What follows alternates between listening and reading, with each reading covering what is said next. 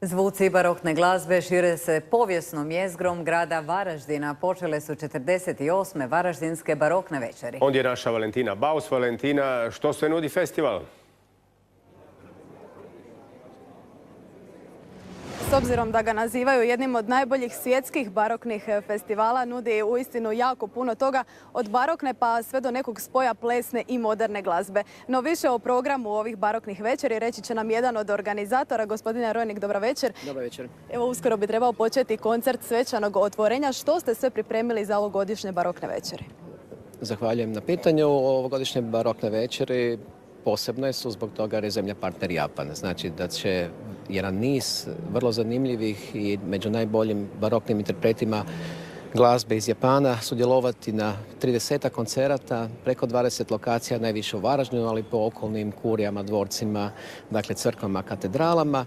Od Masato Suzukija, Orkestra Libera Klasika, preko Bach Collegium Japana, zajedno sa našim umjetnicima, Hrvatskim baroknim ansamblom, Varaždinskim komornim orkestrom, bit će izvedena djela barokne, dakle najbolje što barok može ponuditi, a između ostaloga je misa u H-molu. Biće i niz popratnih sadržaja koji čine upravo ovu svečanost baroka vrlo zanimljivom. Manifestacija je postala nekako zaštitni znak ovog grada, ali poznata i u svijetu. Spominje vas čak i ugledni New York Times.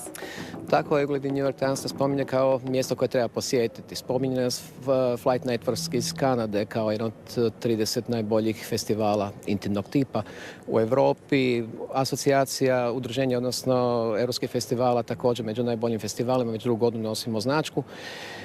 Prenosi nas Mezzo televizija na 65 milijuna gledatelja, znači zaista smo vidljivi u svijetu i prepoznatljivi. Večeras će se ovdje moći čuti spoj roka i baroka. Kako to zvuči? To ćemo naravno nakon koncerta koje je službeno otvorenje čuti u Starom gradu. Mene zaista isto zanima, dakle barokna glazba u rock interpretaciji obrnuto, barokni instrumenti, klasični instrumenti, električni instrumenti, znači malo edukacije, što je sve proizašlo iz barokne glazbe i tako dalje. Znači bit će i kiokito bubnjari, dakle japanski, biće barokno pivo, dakle... Tamo sam vas to htjela pitati, upravo za ovu prigodu ste napravili posebno barokno pivo.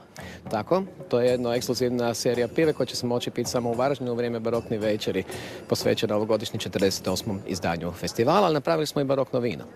Odlično. Hvala vam lijepa na gostovanju u Dnevniku Nove TV. Sretno na baroknim večerima.